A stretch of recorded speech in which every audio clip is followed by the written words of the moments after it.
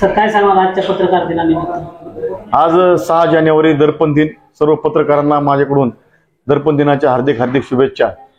खरं तर पत्रकारिता व मीडिया हे आपल्या लोकशाहीचा चौथा स्तंभ म्हणून काम करतो.